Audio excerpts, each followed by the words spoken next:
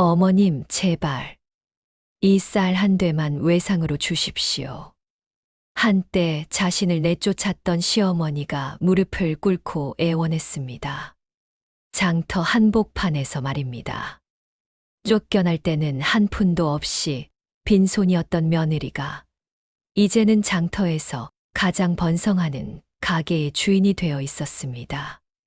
그리고 그녀 앞에 무릎 꿇은 것은 다름 아닌 그녀를 내쫓았던 시댁 식구들이었죠. 가난하다는 이유로 천대받고 쫓겨났던 한 여인의 이야기입니다.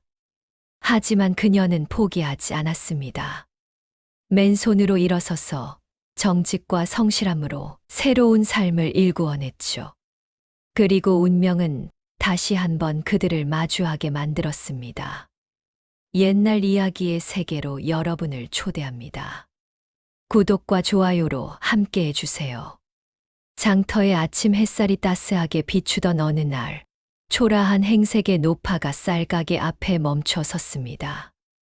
그리고 그 가게 주인을 본 순간, 노파의 얼굴이 새하얗게 질렸습니다. 지금으로부터 100여 년 전, 경상도 어느 고을에 춘이라는 여인이 살았습니다. 춘이는 가난한 농부의 딸로 태어났습니다. 부모님은 일찍 돌아가시고 춘이는 남의 집 일을 도우며 근근히 살아가고 있었죠. 하지만 춘이에게는 누구보다 밝은 마음과 부지런한 손이 있었습니다. 새벽같이 일어나 물 깃고 밭 메고 빨래하고 바느질하는 것을 마다하지 않았습니다. 춘이는 어려서부터 혼자 살아온 터라 세상 물정을 잘 알았습니다. 사람들이 무엇을 원하는지, 어떻게 하면 일을 잘할 수 있는지를 본능적으로 알았죠. 마을 사람들은 춘이를 보며 저 아이는 장차 큰 복을 받을 것이라고 말하곤 했습니다. 그런 춘이의 성실함을 본 마을의 중매쟁이 박씨, 할멈이 춘이에게 혼처를 소개했습니다. 마을 부잣집 외아들 김진수였습니다. 진수는 성격이 온화하고 착한 청년이었지만 어머니인 김씨 부인이 문제였습니다. 김씨 부인은 마을에서 손꼽히는 부잣집 며느리로 들어와 평생 호강만 하며 살았던 사람이었습니다. 그녀는 자신의 며느리 역시 부잣집 딸이어야 한다고 굳게 믿고 있었죠. 하지만 아들 진수가 춘이를 좋아한다는 걸 알고 마지못해 혼인을 허락했습니다. 가난하긴 하지만 일은 잘하는 것 같으니 집안일이나 열심히 시키면 되겠구나. 김씨 부인은 춘이를 며느리가 아닌 식모로 생각했습니다. 혼인 준비를 하면서도 김씨 부인은 춘이에게 한 푼도 드리지 않았습니다. 춘이는 자신이 그동안 모아둔 돈으로 혼수를 마련해야 했죠.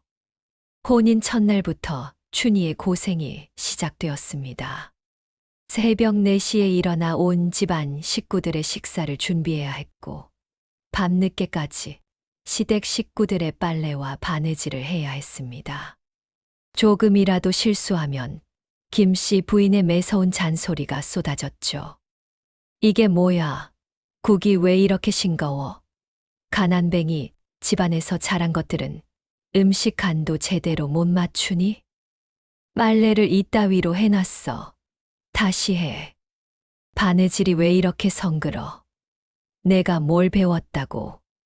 김씨 부인의 잔소리는 하루도 쉬지 않고 이어졌습니다.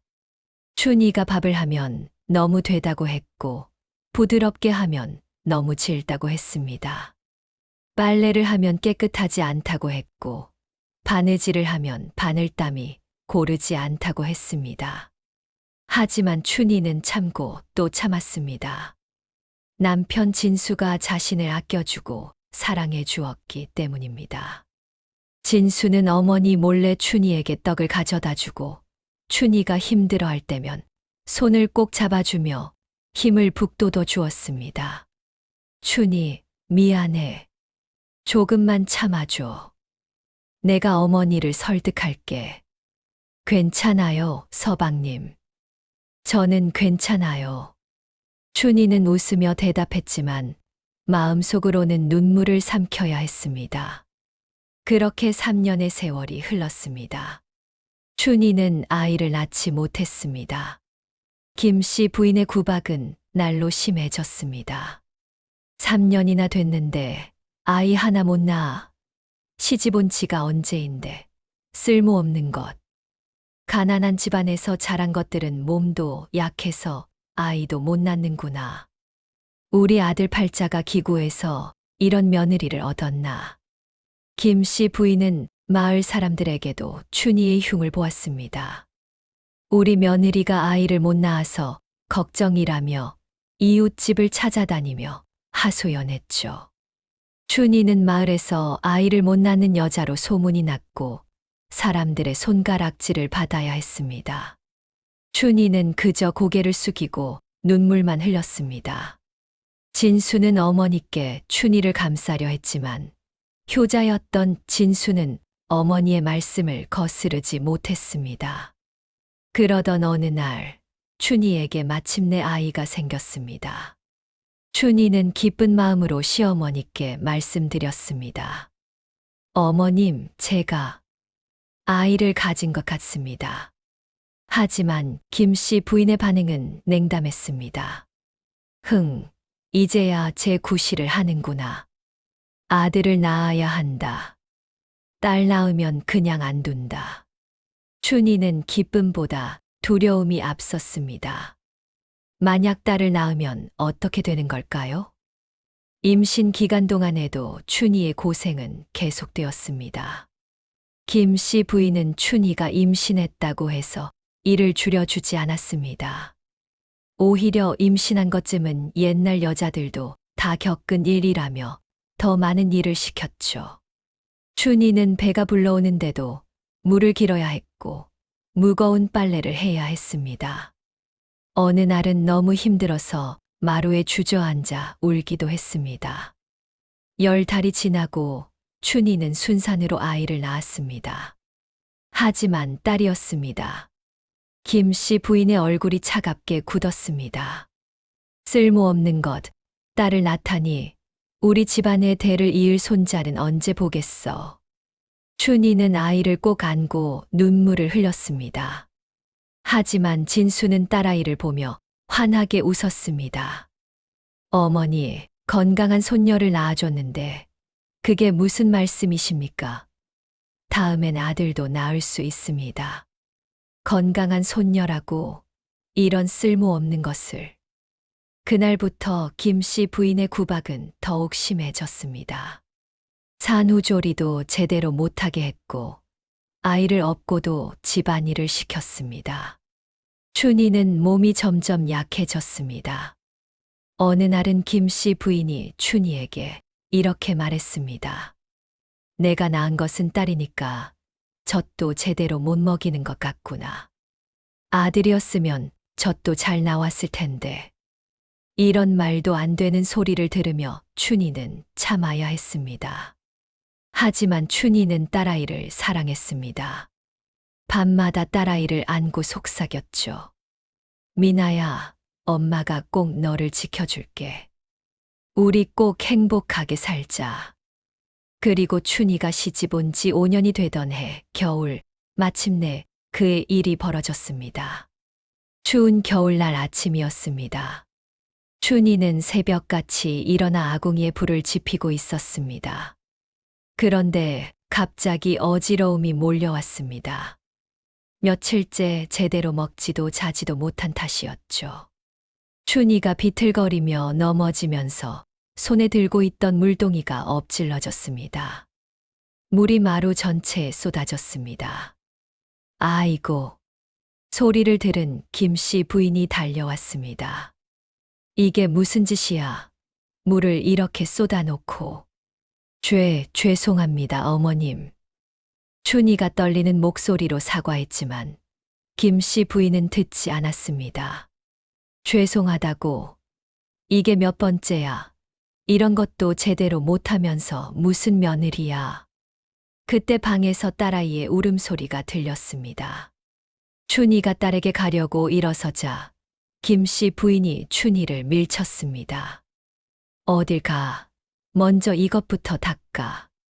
춘희는 다시 주저앉아 물을 닦기 시작했습니다. 딸아이의 울음소리는 점점 커졌지만 춘희는 갈 수가 없었습니다. 그 모습을 본 진수가 달려왔습니다. 어머니, 아이가 우는데 춘희가 가봐야 하지 않겠습니까? 내가 가서 보든지 이것은 일을 해야 해. 진수는 어머니를 설득하려 했지만 김씨 부인은 듣지 않았습니다. 그리고 그날 저녁 김씨 부인은 아들 진수를 불러 말했습니다. 진수야, 저 여자를 내보내야겠다.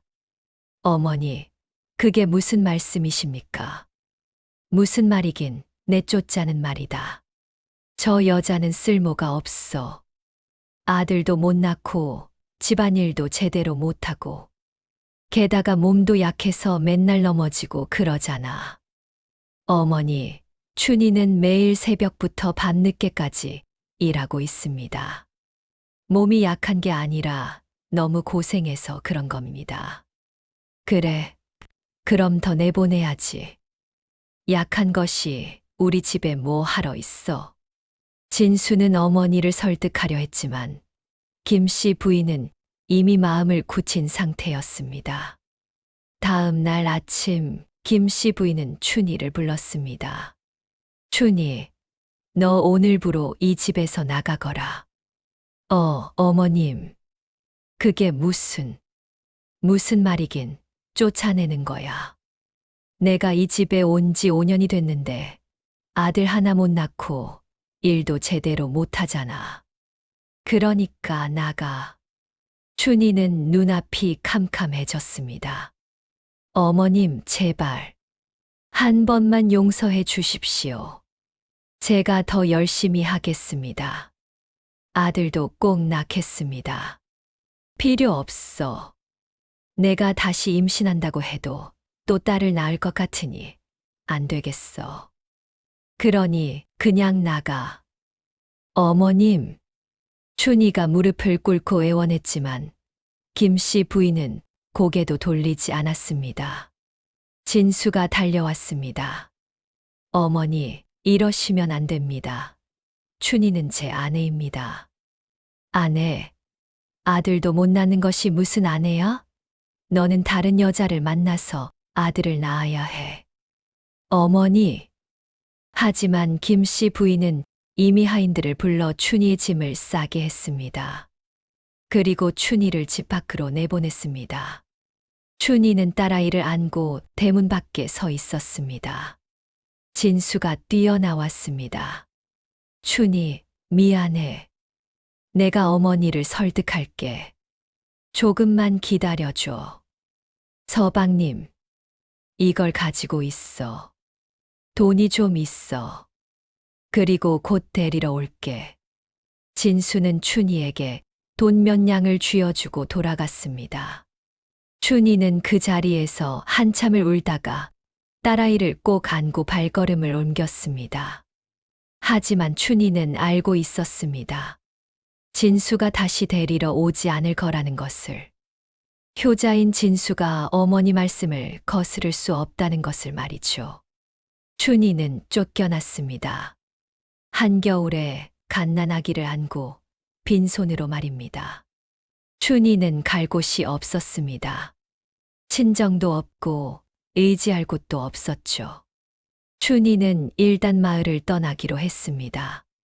시댁 식구들의 눈에 띄는 것도 싫었고 무엇보다 딸아이에게 창피함을 물려주고 싶지 않았습니다. 춘희는 이웃 고을로 걸어갔습니다. 눈이 내리는 추운 겨울날 딸아이를 업고 걸었습니다. 발이 얼어붙고 손이 시렸지만 춘희는 멈추지 않았습니다. 미나야, 조금만 참아라. 엄마가 꼭 널 지켜줄게. 춘희는 딸아이에게 속삭였습니다. 미나는 춘희가 지어준 이름이었습니다. 백성이 편안하기를 바라는 마음을 담은 이름이었죠. 걷다가 춘희는 길가에 주저앉아 쉬어야 했습니다. 너무 추웠고 너무 힘들었습니다. 춘이는 딸아이를 꼭 안고 울었습니다. 미안해, 미나야. 엄마가 무능해서 이렇게 됐구나. 미안해. 하지만 미나는 엄마 품에서 평화롭게 잠들어 있었습니다. 그 모습을 본 춘이는 다시 힘을 냈습니다. 아니야. 나는 포기할 수 없어. 미나를 위해서라도 살아야 해. 춘이는 다시 일어나 걸었습니다. 그렇게 하루 종일 걸어서 이웃 고을에 도착했습니다. 이웃 고을에 도착한 춘이는 여관을 찾았습니다. 하지만 진수가 준 돈은 얼마 되지 않았습니다. 춘이는 며칠만 묵을 수 있었죠. 어떡하지? 춘이는 막막했습니다. 하지만 포기할 수는 없었습니다. 딸아이를 위해서라도 살아야 했습니다. 춘이는 다음 날부터 일자리를 찾아다녔습니다. 하지만 갓난아기를 업고 있는 춘이를 고용하려는 사람은 없었습니다. 아이가 있으면 일을 제대로 못하잖아. 미안하지만 다른 사람을 구해야겠어. 아이 엄마는 안 돼. 우리는 혼자 있는 사람이 필요해. 거절이 이어졌습니다. 춘이는 절망에 빠졌습니다. 여관비도 다 떨어져 가고 먹을 것도 없었습니다. 사흘째 되던 날, 춘이는 마지막 남은 돈으로 미나에게 죽 한 그릇을 사주고 자신은 굶었습니다. 그리고 그날 밤, 여관비를 낼 수 없게 된 춘이는 여관에서 쫓겨났습니다. 아가씨, 미안하지만 돈이 없으면 더 이상 묵을 수 없어요. 제발, 하루만 더 기다려 주십시오. 내일 꼭 일자리를 구하겠습니다. 안 돼요. 다른 손님도 많으니 나가주세요. 춘이는 미나를 안고 여관 밖으로 나왔습니다. 밤은 깊었고 추운 바람이 불었습니다. 춘이는 장터 한편에 자리를 잡고 앉았습니다.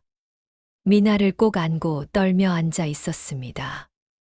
미나야, 미안해. 엄마가 너를 이렇게 추운 곳에서 재우게 됐구나.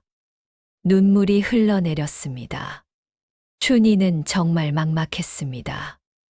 내일은 무엇을 먹이지? 어디서 자지? 모든 것이 불확실했습니다. 그때였습니다. 새벽 일찍 장터로 나온 한 노파가 춘이를 발견했습니다. 아가씨, 왜 이 추운 새벽에 밖에 앉아 있어요? 노파는 장터에서 떡 장사를 하는 사람이었습니다. 매일 새벽 일찍 나와 떡을 팔 준비를 하던 중이었죠. 저는 갈 곳이 없어요. 춘이의 목소리는 떨렸습니다. 노파는 춘이와 미나를 자세히 보았습니다. 여린 아이를 안고 떨고 있는 젊은 여인. 행색은 초라했지만 눈빛만은 꺾이지 않았습니다. 아가씨, 일자리를 찾고 있나요? 네. 저는 무엇이든 할 수 있습니다. 춘이는 벌떡 일어나며 대답했습니다. 너무 간절했습니다. 노파는 춘이를 위아래로 훑어보았습니다. 아이는? 제 딸입니다. 아이는 제가 업고 일하겠습니다. 방해되지 않게 하겠습니다. 노파는 잠시 고민하더니 고개를 끄덕였습니다. 좋아.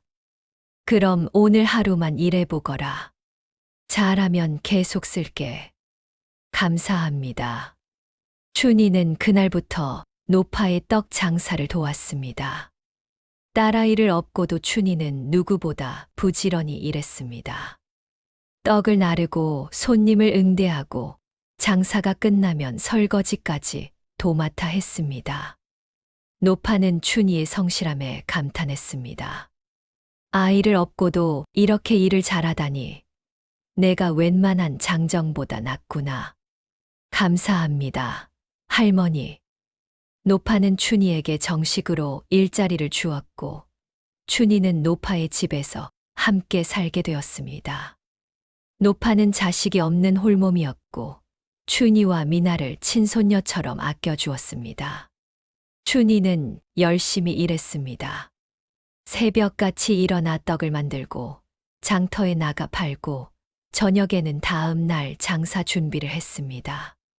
시댁에서 하던 일과 다를 바 없었지만 춘희는 행복했습니다. 구박하는 사람도 없었고 딸아이와 함께 있을 수 있었으니까요. 춘희는 떡을 만드는데 재능이 있었습니다. 노파에게 배운 떡 만드는 법을 금방 익혔고 자신만의 방법으로 더 맛있게 만들었습니다. 춘희가 만든 떡은 쫄깃하면서도 부드러웠고 맛이 깊었습니다. 손님들이 하나둘 춘희가 만든 떡의 맛을 알아보기 시작했습니다. 이 떡 정말 맛있네요. 누가 만들었어요? 아, 저 젊은 아가씨가 만들었어요. 우와, 솜씨가 정말 좋으시네요. 춘희는 손님들의 칭찬에 힘을 얻었습니다. 그리고 더욱 정성을 들여 떡을 만들었습니다. 시간이 흘러 1년이 지났습니다. 노파는 춘희에게 떡 만드는 비법을 모두 가르쳐 주었습니다. 춘희야, 내가 이제 나이가 많아서 오래 일하기 힘들구나. 내가 이 장사를 이어받았으면 좋겠어. 할머니, 그게 무슨 말씀이세요? 내 말은 내가 독립해서 장사를 하라는 거야. 내가 자본금도 좀 대줄게. 넌 충분히 혼자서도 잘할 수 있어. 할머니, 춘희는 눈물을 흘렸습니다. 노파는 춘희에게 은자 몇 냥을 주었고 춘희는 그 돈으로 장터 한편의 작은 가게를 열었습니다. 처음에는 손님이 많지 않았습니다. 하지만 춘희는 포기하지 않았습니다. 매일 정성껏 떡을 만들고 손님들을 친절하게 대했습니다. 그리고 춘희에게는 특별한 재능이 있었습니다. 바로 장사 수완이었죠. 춘희는 손님들의 입맛을 정확히 알았고 계절마다 다른 떡을 선보였습니다. 봄에는 쑥떡, 여름에는 수단, 가을에는 송편, 겨울에는 인절미를 팔았습니다. 또한 춘희는 새로운 떡을 개발하기도 했습니다.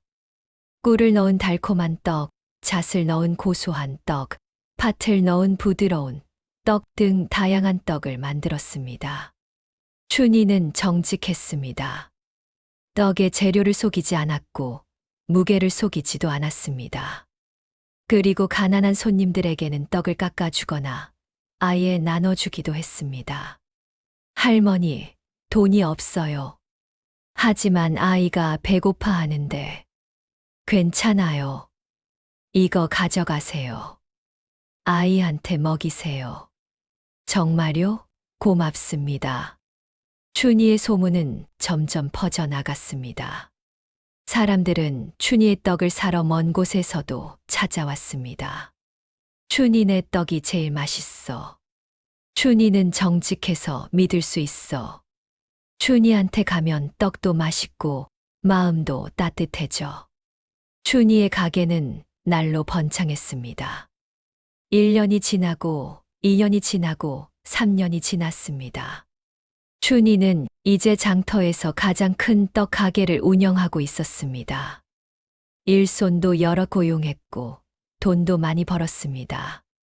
하지만 춘희는 변하지 않았습니다. 여전히 새벽같이 일어나 떡을 만들었고 손님들을 친절하게 대했습니다. 그리고 가난한 사람들을 돕는 것도 잊지 않았죠. 춘희는 장터에 작은 쉼터를 만들었습니다. 더운 여름날에는 시원한 물을 나눠주고 추운 겨울날에는 따뜻한 차를 나눠주었습니다. 사람들은 춘희의 쉼터에서 쉬면서 춘희의 이야기를 들었습니다. 춘희는 정말 대단한 사람이야. 혼자서 아이를 키우면서 이렇게 큰 가게를 만들다니. 그러게. 게다가 가난한 사람들도 돕잖아. 춘희는 천사야. 딸 미나는 이제 5살이 되었습니다. 영리하고 예쁜 아이로 자랐습니다. 춘희는 미나를 보며 행복해했습니다. 미나야, 엄마가 널 지켜줄게. 우리 이제 행복하게 살 수 있어. 네, 엄마. 미나는 엄마를 도와 가게 일을 했습니다. 아직 어렸지만 손님들에게 인사하고 떡을 나르는 것을 도왔죠. 손님들은 미나를 보며 웃었습니다. 미나는 정말 착하네요. 춘희 딸답게 예쁘고 착해요. 춘희는 시댁 생각을 하지 않으려 했습니다. 하지만 가끔 진수가 그리웠습니다. 그리고 이상하게도 시댁 식구들이 어떻게 살고 있는지 궁금하기도 했습니다. 하지만 춘희는 다시 시댁으로 돌아갈 생각은 없었습니다. 자신을 내쫓은 곳으로 다시 돌아갈 이유가 없었으니까요. 그렇게 춘희가 쫓겨난 지 5년이 흘렀습니다. 어느 봄날 아침이었습니다. 장터는 사람들로 북적였고 춘희의 가게에도 손님들이 줄을 서 있었습니다. 그때 초라한 행색의 노파 한 명이 가게 앞에 섰습니다. 노파는 가게를 한참 바라보더니 조심스럽게 안으로 들어왔습니다. 춘희는 손님을 응대하느라 바빴고 노파를 제대로 보지 못했습니다.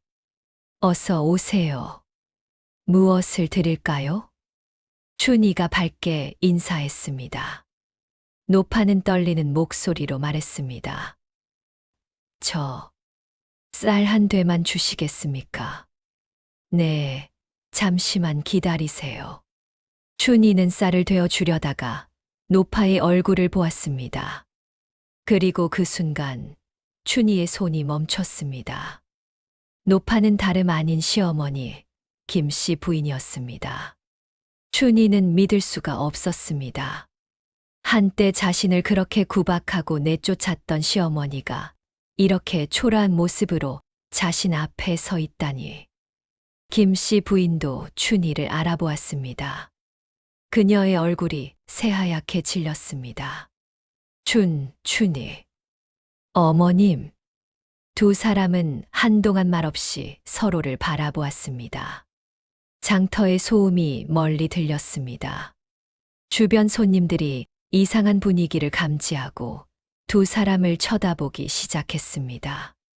춘희는 김씨 부인을 가게 안쪽으로 안내했습니다. 어머님, 이리 앉으세요. 김씨 부인은 고개를 숙였습니다. 춘희야, 미안하다. 춘희는 놀랐습니다. 평생 한 번도 자신에게 사과한 적 없던 시어머니가 사과를 하다니. 어머님, 무슨 일이 있으신 겁니까?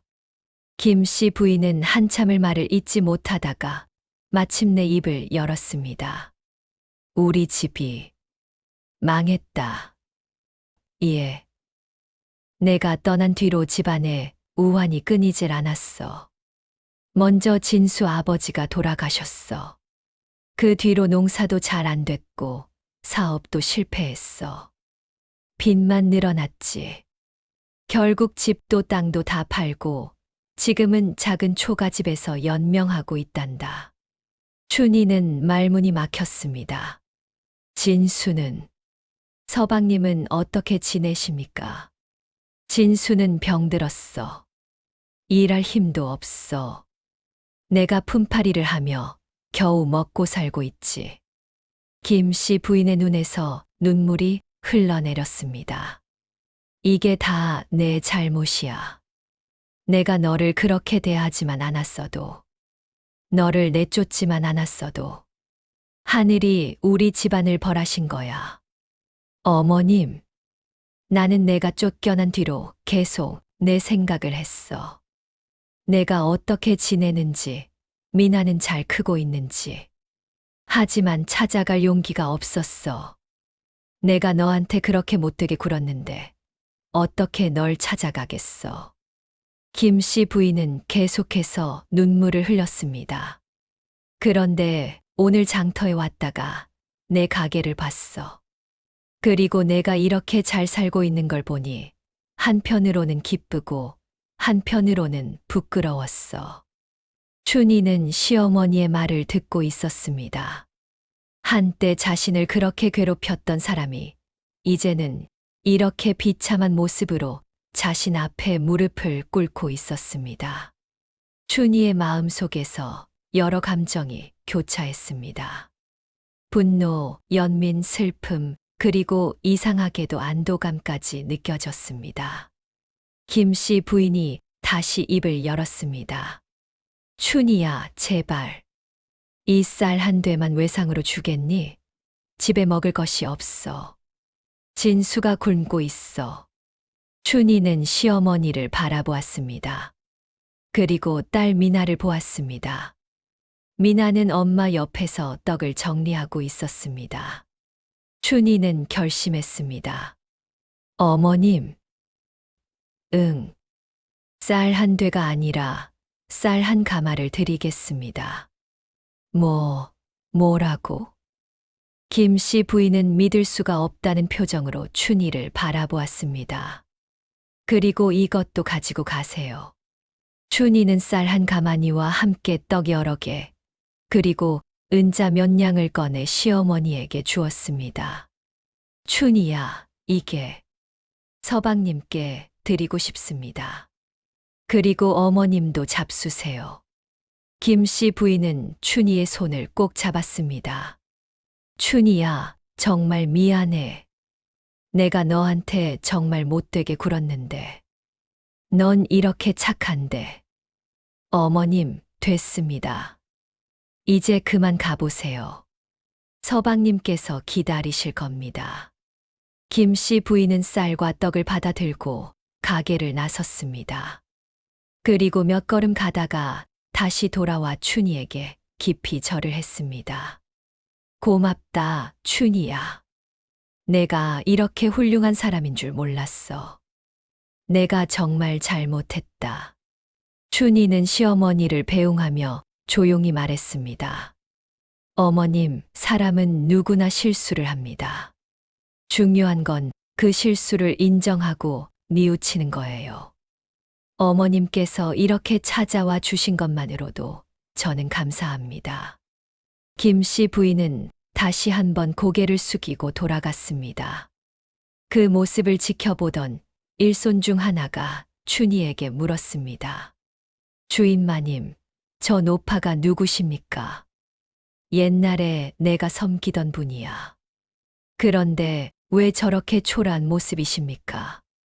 세상 일이란 알 수 없는 거란다. 오늘 높은 곳에 있는 사람도 내일은 낮은 곳에 있을 수 있고, 오늘 낮은 곳에 있는 사람도 내일은 높은 곳에 있을 수 있지. 춘희는 다시 떡을 빚기 시작했습니다. 하지만 마음 한편이 무거웠습니다. 그날 밤 춘희는 딸 미나를 재우고 혼자 생각에 잠겼습니다. 서방님은 어떻게 지내실까? 병이 드셨다니. 가서 뵙고 싶다. 하지만 춘희는 고개를 저었습니다. 자신을 내쫓은 시댁으로 다시 돌아갈 수는 없었습니다. 자존심도 자존심이지만 무엇보다 딸 미나를 위해서라도 그럴 수 없었죠. 다음 날 김 씨 부인이 다시 찾아왔습니다. 이번에는 진수와 함께였습니다. 진수는 많이 수척해져 있었습니다. 하지만 춘희를 보자 환하게 웃었습니다. 춘희, 서방님, 미안해. 내가 너를 지키지 못했어. 아닙니다, 서방님. 진수는 춘희에게 다가와 말했습니다. 춘희, 나랑 다시 함께 살지 않겠어. 이번엔 내가 너를 지킬게. 어머니도 달라지셨어. 춘희는 진수를 바라보았습니다. 그리고 조용히 고개를 저었습니다. 서방님, 저는 이제 제 길을 가고 있습니다. 그리고 미나도 있어요. 미나에게 행복한 삶을 주고 싶어요. 춘희. 하지만 서방님과 어머님을 돕고 싶습니다. 제가 매달 쌀과 먹을 것을 보내드리겠습니다. 그리고 서방님의 병을 치료할 돈도 드리겠습니다. 진수와 김 씨 부인은 놀란 표정으로 춘희를 바라보았습니다. 춘희야, 내가 왜 우리한테 이렇게까지. 저를 내쫓으신 건 어머님이지만 어머님도 이제 뉘우치셨잖아요. 그리고 서방님은 저에게 잘해주셨어요. 그러니 제가 도와드리는 게 맞습니다. 김 씨 부인은 춘희 앞에 무릎을 꿇었습니다. 춘희야, 미안해. 정말 미안해. 내가 얼마나 어리석었는지 이제야 알았어. 내가 이렇게 훌륭한 며느리였는데 내가 너를 내쫓았어. 일어나세요, 어머님. 이제 그만 잊어버리세요. 춘희는 시어머니를 일으켜 세웠습니다. 그날 이후 춘희는 약속대로 매달 시댁에 쌀과 먹을 것을 보냈습니다. 그리고 진수의 병을 치료할 돈도 보냈습니다. 진수는 춘희의 도움으로 병을 치료했고 다시 건강을 되찾았습니다. 그리고 김 씨 부인도 춘희에게 받은 돈으로 작은 가게를 여러 생계를 이어갔습니다. 그로부터 몇 년이 더 흘렀습니다. 춘희의 가게는 이제 그 지역에서 가장 큰 떡집이 되었습니다. 춘희는 여러 개의 가게를 운영했고 많은 사람들을 고용했습니다. 하지만 춘희는 여전히 검소하게 살았습니다. 돈을 많이 벌었지만 화려한 옷을 입거나 큰 집에 사는 대신 가난한 사람들을 돕는데 돈을 썼습니다. 춘희는 장터에 무료 급식소를 열었습니다. 매일 점심시간이 되면 가난한 사람들에게 무료로 밥을 나눠주었죠. 할머니 배고프시죠? 여기 앉으세요. 따뜻한 밥 드세요. 고맙습니다, 아가씨. 무료 급식소에는 매일 수십 명의 사람들이 찾아왔습니다. 춘희는 그들 모두에게 따뜻한 밥과 떡을 나눠주었습니다. 그리고 그들의 이야기를 들어주었습니다. 제가 일자리를 잃어서 이렇게 됐습니다. 괜찮아요. 다시 일어설 수 있어요. 제가 도와드릴게요. 춘희는 일자리를 잃은 사람들에게 자신의 가게에서 일할 기회를 주었습니다. 그리고 그들이 다시 일어설 수 있도록 도왔습니다. 사람들은 춘희를 존경했습니다. 춘희는 장터의 어머니라고 불렸습니다. 딸 미나는 이제 10살이 되었습니다. 영리하고 착한 아이로 자랐습니다. 춘희는 미나를 서당에 보내 그를 가르쳤습니다. 당시 여자아이가 서당에 가는 것은 흔한 일이 아니었지만 춘희는 미나가 배워야 한다고 생각했습니다. 미나야, 엄마가 못 배워서 많이 후회했단다. 너는 많이 배우고 많이 알아야 해. 그래야 세상을 살아갈 수 있어. 네, 엄마. 미나는 서당에서 열심히 공부했고 마을에서 가장 똑똑한 아이가 되었습니다. 미나는 글을 읽고 쓰는 것은 물론 산수와 역사까지 배웠습니다. 서당 선생님은 미나를 칭찬했습니다. 미나는 정말 똑똑합니다. 여자아이인데도 남자아이들보다 공부를 잘해요. 춘희는 미나가 자랑스러웠습니다. 그리고 미나에게 더 많은 것을 가르쳐 주고 싶었습니다.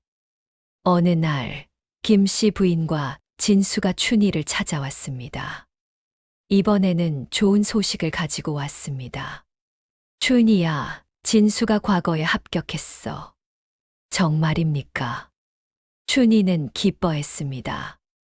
진수는 춘희의 도움으로 건강을 되찾은 뒤 공부를 시작했고 마침내 과거에 합격한 것이었습니다. 춘희, 이게 다 내 덕분이야. 내가 나를 도와주지 않았다면 나는 아마 죽었을 거야. 아닙니다, 서방님. 서방님께서 노력하신 겁니다. 진수는 춘희에게 말했습니다. 춘희, 나는 관직에 나가면 너를 정실부인으로 모시고 싶어. 그리고 미나도 내 딸로 인정하고 싶어. 우리 다시 함께 살자. 하지만 춘희는 고개를 저었습니다. 서방님, 감사하지만 저는 지금 이 삶이 좋습니다.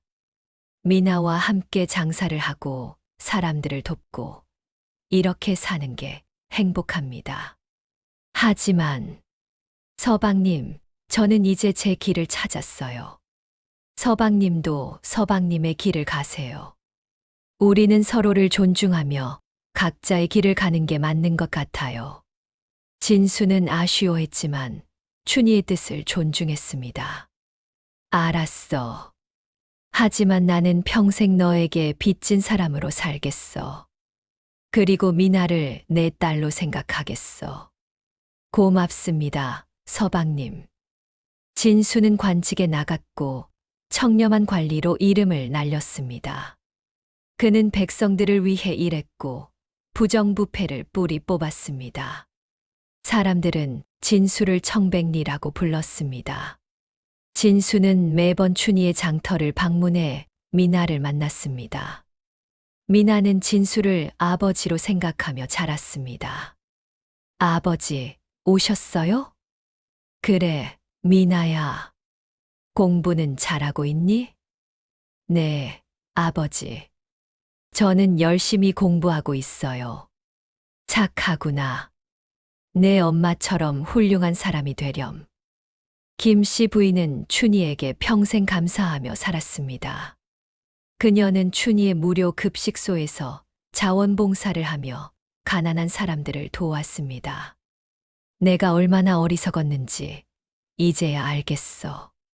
사람을 겉모습으로 판단하면 안 되는데 나는 춘희를 가난하다고 무시했어. 하지만 춘희는 마음이 부자였어. 김씨 부인은 사람들에게 자신의 이야기를 들려주며 사람을 함부로 대하면 안 된다고 가르쳤습니다. 여러분, 사람을 겉모습으로 판단하지 마세요. 가난해 보여도 마음이 부자인 사람이 있고, 부자처럼 보여도 마음이 가난한 사람이 있어요. 저는 그걸 너무 늦게 깨달았어요. 사람들은 김씨 부인의 이야기를 듣고 고개를 끄덕였습니다. 세월이 흘러 춘희는 40이 되었습니다. 춘희의 가게는 이제 전국적으로 유명해졌습니다. 사람들은 춘희의 떡을 먹기 위해 멀리서도 찾아왔죠. 하지만 춘희는 여전히 변하지 않았습니다. 매일 새벽같이 일어나 떡을 만들고 손님들을 친절하게 대했습니다. 그리고 가난한 사람들을 돕는 것을 잊지 않았습니다. 딸 미나는 이제 20살이 되었습니다. 아름답고 똑똑한 여인으로 자랐습니다.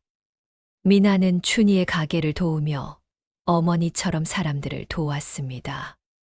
엄마, 저도 엄마처럼 살고 싶어요. 사람들을 돕고 행복하게 해주고 싶어요. 미나야, 내가 그렇게 생각해줘서 엄마는 정말 행복하단다. 춘희는 딸을 꼭 안아주었습니다. 미나는 춘희처럼 가난한 사람들을 도왔습니다. 무료 급식소에서 자원봉사를 하고 아픈 사람들을 돌봐주었습니다. 사람들은 미나를 보며 춘희의 딸답다고 말했습니다. 어느 가을날 저녁 춘희는 장터를 걸으며 생각했습니다. 10년 전 내가 이 장터에 처음 왔을 때는 아무것도 없었어. 하지만 지금은 이렇게 많은 것을 가지게 됐어. 가게도, 돈도, 명예도. 하지만 무엇보다 소중한 건 미나와 함께 있다는 거야. 그리고 사람들을 도울 수 있다는 거지. 춘희는 웃으며 하늘을 올려다보았습니다. 가을 하늘은 높고 맑았습니다. 시어머님, 서방님, 건강하게 지내세요. 우리는 각자의 길을 가지만 서로를 존중하며 살아가요. 춘희는 다시 가게로 돌아갔습니다. 내일도 많은 손님들이 올 것이고 춘희는 그들을 맞이할 것입니다.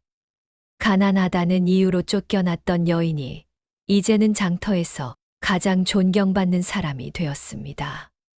그리고 자신을 내쫓았던 시댁 식구들을 용서하고 도왔습니다. 사람들은 춘희의 이야기를 듣고 감동했습니다. 춘희는 정말 대단한 사람이야. 자신을 그렇게 괴롭힌 사람들을 용서하고 도와주다니. 그러게 나 같으면 절대 못했을 거야. 그래도 춘희는 보복하지 않고 도와줬잖아. 정말 착한 사람이야. 춘희의 이야기는 마을을 넘어 전국으로 퍼져나갔습니다. 그리고 많은 사람들이 춘희를 본받아 남을 용서하고 돕기 시작했습니다. 훗날 미나는 춘희에게 물었습니다. 엄마, 할머니와 아버지께서 엄마를 그렇게 힘들게 했는데 왜 용서하고 도와주신 거예요? 춘희는 딸을 보며 말했습니다. 미나야, 복수는 복수를 낳을 뿐이란다. 내가 그들에게 복수했다면 나도 그들처럼 못된 사람이 됐을 거야. 하지만 나는 그들을 용서하고 도와줬어. 그랬더니 내 마음이 편안해졌단다. 그리고 그들도 변했잖아. 할머니는 이제 착한 사람이 되셨고, 아버지도 청렴한 관리가 되셨어. 그럼 용서가 복수보다 더 강한 거예요? 그렇단다, 미나야. 용서는 상대방을 변화시키고, 나 자신도 변화시켜. 그리고 세상을 더 아름답게 만들지. 미나는 고개를 끄덕였습니다. 알겠어요, 엄마. 저도 엄마처럼 용서할 줄 아는 사람이 될게요. 춘희는 딸을 꼭 안아주었습니다. 그날 밤 춘희는 미나를 재우고 혼자 생각에 잠겼습니다. 나는 정말 행복해. 쫓겨났을 때는 세상이 무너지는 것 같았지만 지금 생각해보면 그게 오히려 축복이었던 것 같아. 만약 시댁에 그대로 있었다면 나는 평생 구박받으며 살았을 거야. 하지만 쫓겨난 덕분에 나는 새로운 삶을 살 수 있었어. 내 힘으로 일어설 수 있었고 많은 사람들을 도울 수 있었지. 춘희는 웃으며 눈을 감았습니다. 그리고 그날 밤 춘희는 꿈을 꾸었습니다. 꿈 속에서 춘희는 넓은 들판을 걷고 있었습니다. 그리고 멀리서 누군가 손을 흔들고 있었습니다. 춘희가 가까이 가보니 그것은 돌아가신 부모님이었습니다. 춘희야, 잘 살고 있구나. 아버지, 어머니, 우리 딸이 이렇게 훌륭하게 자라줘서 정말 자랑스럽구나. 힘들었지? 아니에요. 괜찮았어요. 우리 딸 정말 착하구나. 내가 남을 용서하고 도와준 거 우리도 다 알고 있어. 정말 자랑스럽다. 부모님은 춘희를 꼭 안아주었습니다. 춘희는 행복한 미소를 지으며 잠에서 깼습니다. 다음 날 아침 춘희는 미나와 함께 장터로 나갔습니다. 오늘도 많은 손님들이 기다리고 있었습니다. 어서 오세요. 춘희의 밝은 목소리가 장터에 울려 퍼졌습니다. 그렇게 춘희는 평생 사람들을 도우며 살았습니다. 그리고 춘희의 이야기는 대대손손 전해져 내려왔습니다. 가난하다는 이유로 쫓겨났지만 포기하지 않고 일어선 여인. 자신을 괴롭힌 사람들을 용서하고 도운 여인. 그리고 평생 사람들을 도우며 살았던 여인. 춘희의 이야기는 오늘날까지도 많은 사람들에게 감동과 교훈을 주고 있습니다. 춘희가 세상을 떠난 후 사람들은 춘희를 기리기 위해 장터에 작은 비석을 세웠습니다. 비석에는 이렇게 적혀 있었습니다. 이곳에 춘희라는 여인이 살았습니다. 그녀는 가난하다는 이유로 쫓겨났지만 포기하지 않고 일어섰습니다. 그리고 자신을 괴롭힌 사람들을 용서하고 도왔습니다. 춘희는 우리에게 용서와 사랑의 의미를 가르쳐 주었습니다. 그 비석은 오늘날까지도 장터에 남아 있어 사람들에게 춘희의 이야기를 전하고 있습니다. 여러분, 오늘의 이야기는 여기까지입니다. 다음에는 더 재미있는 영상으로 찾아뵙겠습니다. 구독, 좋아요 눌러주세요.